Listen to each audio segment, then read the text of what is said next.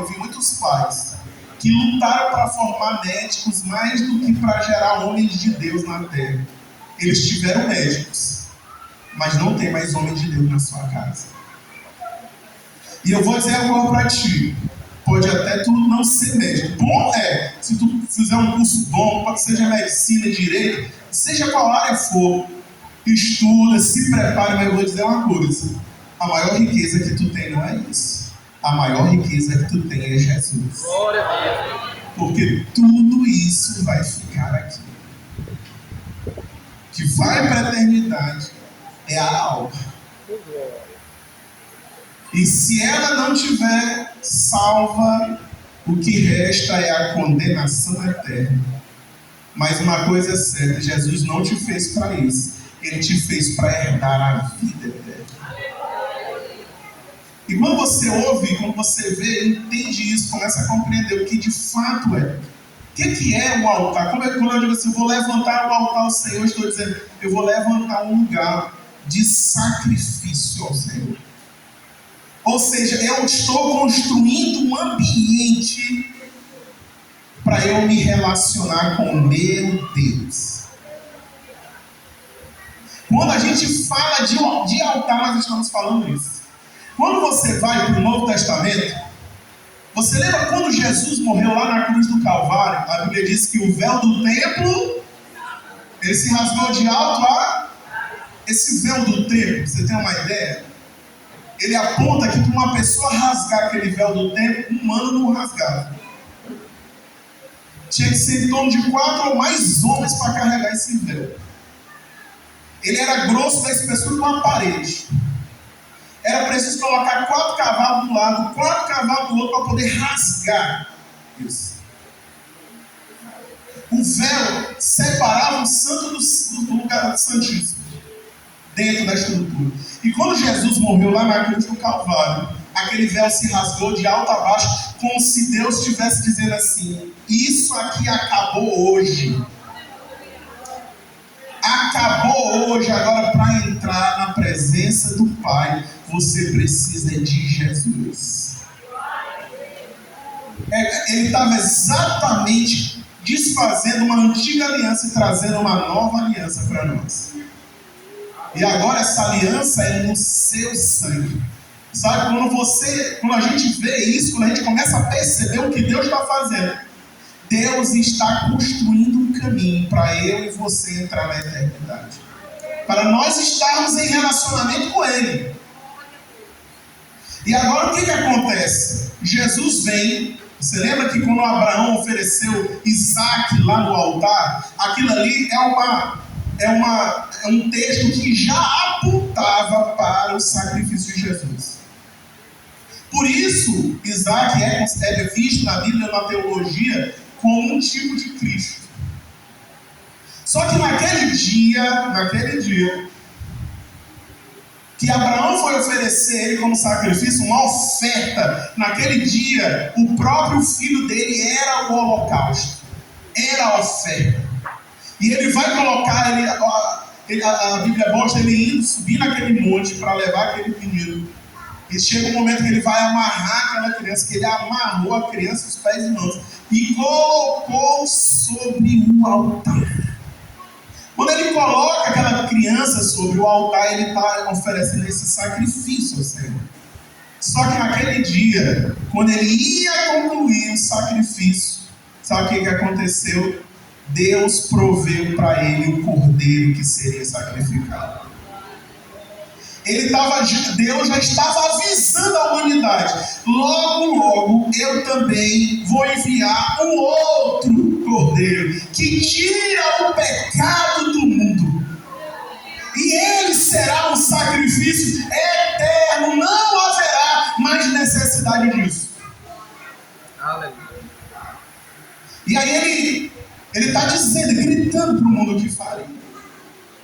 E aí ele envia Jesus, ele vem à terra como filho, e naquele dia ele é o sacrifício. E não apareceu um cordeiro para ir no lugar de Jesus, não. Jesus mesmo foi lá e cumpriu o sacrifício.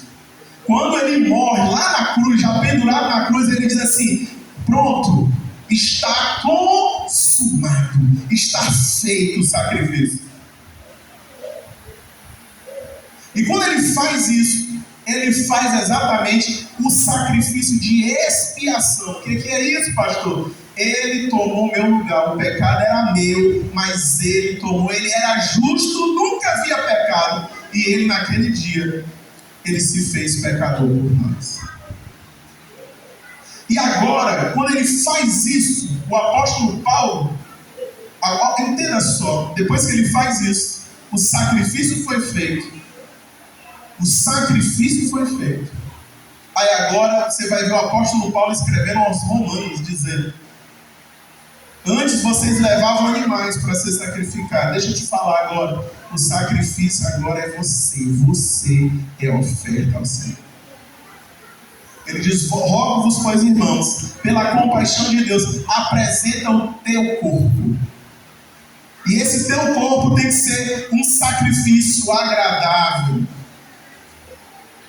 Tem que ser vivo, agradável e perfeito para Deus. Porque quando o animal era oferecido, eles diziam assim: olha, o animal não pode ter mancha, não pode ter doença, não pode ter pata quebrada. Você não pegava um cordeiro qualquer. O animal tinha que ser sem mancha, sem nada. E tinha que ser levado ao sacerdote. Tinha que ser levado ao sacerdote.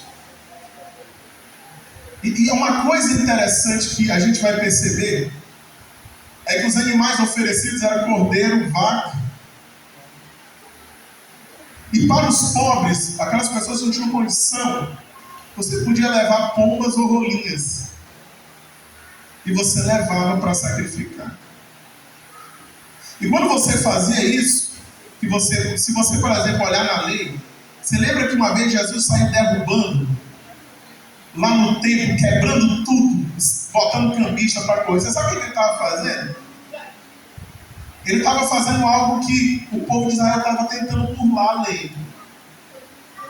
Quando alguém pecava, não levava o animal até o sacerdote, agora eles compravam o animal lá. Os caras vendiam animal na porta do templo. No pátio. É como se ele estivesse dizendo assim: olha, existe um processo. Porque imagina quando alguém pecava e precisava levar um boi. Precisava levar um animal grande lá ao sacerdote.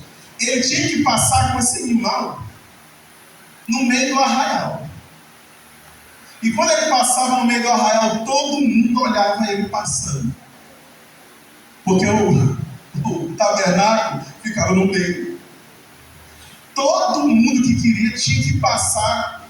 O povo passava, os outros olhavam. Ixi, fulano está indo lá no sacerdote. O que foi que ele fez?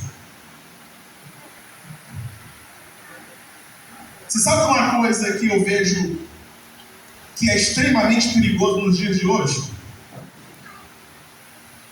É porque a igreja de hoje, ela ouve muito mais mensagem na internet do que lê a Bíblia. Nós temos uma igreja que ela não caminha pela palavra. Hoje ela está caminhando pelo que ela ouve em pregações. E se quer ver uma palavra que o pessoal fala que não é bíblica, ele diz assim: olha, Deus ama o pecador, ele abomina o pecado. Caso na Bíblia esse texto, você não vai achar lá. Isso não existe. Ao contrário, Deus odeia o pecador. A Bíblia diz assim: 7 coisas Deus odeia, mas a 7ª ele abomina. Aí ele diz assim: o quê? Aquele que semeia contenda entre os irmãos. Ele não está dizendo que Deus odeia o ato dele. Deus odeia, abomina aquele que semeia contenda. Ele abomina o pecador. Muita gente está inventando coisa e o povo, por não ler a Escritura, acredita que é verdade. E eu vou dizer uma coisa, nós precisamos urgentemente voltar à leitura. Eu vou dizer para você, leia a palavra de Deus. Não é modismo, leia a palavra de Deus. É, sabe o que? Fundamental para a sobrevivência. Aleluia. Glória a Deus. Ler a palavra de Deus não pode ser considerada, eu li a Bíblia toda. Não, você lê a Bíblia é para sobreviver, porque você pode estar pecando porque não conhece a Escritura. E isso pode estar condenando a sua vida e a tua família, que é o pecado transgeracionado, passado de geração em geração. E se você não acordar, isso pode destruir a tua casa, a tua família, a tua história. Mas eu digo para você uma coisa linda e maravilhosa: o sangue de Jesus nos purifica de todo pecado, Glória a Deus. de toda injustiça. E a gente precisa entender isso. A gente precisa colocar em prática. A gente precisa começar a viver essa palavra na íntegra. E não se trata, como o pastor Bruno mesmo tem pontuado esses dias, de você sentir alguma coisa. Você quer saber? Olha, tem gente assim, pastor, eu não estou me sentindo salvo. Meu irmão, você tem que entender que você é salvo. Aleluia. Você não precisa sentir. Agora, se você sente, é uma maravilha. Se você sente que é salvo, também é bom. Mas mais poderoso do que sentir é quando você chega ao pleno conhecimento da verdade. Porque essa é a vontade de Deus. A gente tem que parar de viver em cima de sentimento. Eu vim para a igreja porque eu senti vontade. Não, eu vim para a igreja porque a palavra de Deus diz para eu vir para a casa do Senhor. Glória a Deus. Eu estou orando por quê? Porque eu sinto vontade de orar. Não, eu oro é porque Deus, a sua palavra, disse orar em todo o tempo. Aleluia. Isso é entendimento, não é sensação. Irmão, se fosse por sentimento, ninguém aqui era crente. Se a gente fosse colocar o nosso sentimento na frente, nós não estaríamos hoje aqui. A gente estaria na nossa casa, assando uma carne, deitado numa rede, esperando para tomar um banho de piscina. Mas nós estamos aqui, num calor desse, ainda de terra, ouvindo um pastor preto pregar, falando de Jesus, falando de holocausto, falando de sacrifício. E você vai ver o pecador passando aí com os carros cheios de cerveja, indo para banho, indo para um monte de coisa, e você está aqui. Oh, glória. Louvado seja Deus. Se fosse por sentimento, a gente não estava aqui. Mas a gente precisa entender uma coisa: nós estamos aqui porque nós sabemos o tamanho do Deus a quem nós servimos. Glória a Deus, aleluia. Hoje, você que faz a diferença. Eu me lembro exatamente quando eu era escravo de sentimento. Eu só fazia o que eu sentia. Isso é o que Paulo chama de mimimice. É gente que só faz isso. É conhecido dentro da ciência. Você vê uma criança dessa aí, só faz o que gosta. Quando você coloca para fazer uma coisa que não gosta, não quer fazer. É da natureza carnal do ser humano fazer só o que gosta.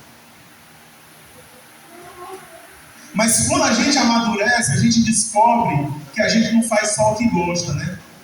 A gente descobre que para poder sustentar a família, você tem que sair e trabalhar muitas vezes no emprego que você não gosta. Mas lá está provendo o teu dinheiro e salário para pagar as contas. Aí você vai fazer o que gosta e o que não gosta. E isso sabe o que é? Maturidade. Assim é o crente. Ele não anda pelo que ele gosta porque ele já morreu. É Cristo que vive nele. O crente anda pela vontade soberana de Deus. Quando a gente entende isso, a gente começa a viver a palavra. E isso é chegar à maturidade. Mas voltando ao que eu queria falar, no Novo Testamento, agora nós somos a oferta. Nós somos o holocausto. Nós somos o sacrifício. E sabe de uma coisa também? Nós também somos o altar. Nós também somos o altar. Cada crente aqui, ele é um altar e ele também é a oferta. Deus não está atrás do nosso dinheiro, daquilo que a gente pode dar para Ele. Quando você vê Jesus conversando com aquela mulher samaritana está questionando a Deus uma coisa supérflua. Ele está dizendo, onde é que a gente tem que adorar? É lá ou aqui? E Jesus disse assim, isso não importa. O que importa não é o que tu faz para Deus. Porque me diz o que você poderia dar para um Deus que já tem todas as coisas? O que é que tu pode dar para Deus? Se tudo que existe é dele. Aleluia. Diz o que tu vai dar se tu acha que, não, eu vou surpreender Deus agora. O que mesmo? Se ele sabe todas as coisas. O que tu acha que tu vai dar? Não, eu vou dar o meu carro aqui na obra de Deus. Aí tu pensa assim, eu vou surpreender Deus. Eu digo, meu filho, Deus, ele deu a própria vida. Tu acha que um carro, tu acha mesmo que dá pra... É bom você abençoar a obra de Deus, faça, não tem problema nenhum. Mas se você acha que isso é que impressiona Deus, você está enganado. Isso não impressiona o Senhor. Basta você olhar para Saul. Eu rapidamente quero mostrar isso para você. Saul era um homem que uma vez ele inventou de oferecer um sacrifício. Deus mandou ele fazer uma coisa e ele fez outra. Deus disse para ele, vai e mata os amalequitas e não deixa nada. Não traz os despojos, não mexe com nada. Ele foi lá, trouxe as ovelhas, trouxe o rei, Agar. Aí quando Samuel chegou, Deus falou com Samuel, eu já tenho rejeitado esse homem, tu está insistindo com ele. Aí Samuel vai lá, rapaz, tu fez o que Deus mandou? Aí ele mente, fiz. Tudo que o Senhor mandou, eu fiz. Aí Samuel diz assim, e essa zoada de ovelha, de animal que eu estou ouvindo aqui? Ah não, olha como um homem perverso faz. O teu povo trouxe isso para oferecer em sacrifício ao teu Deus. Aí já ele se exclui. Você vê a diferença, por exemplo, dele para Davi. Davi quando pecou, e aí estava lá a morte, destruindo o povo. Aí Davi grita, não sou eu que sou o culpado. E o anjo da morte se vira para ele e diz, esse aí não toca não, esse aí é meu. Mas você vê a postura de um líder de verdade? Ele não se exclui não, ele se colocou no lugar. Igualzinho o nosso Deus fez. Ele tomou o meu e o seu lugar. Aleluia. A morte era para nós, mas não, ele não. Pode pegar em mim a morte. E sabe, por causa disso, irmão, nós já vencemos a morte, porque Cristo venceu a morte. A morte pode até pegar o teu corpo físico, mas a tua alma, ela nunca vai pegar.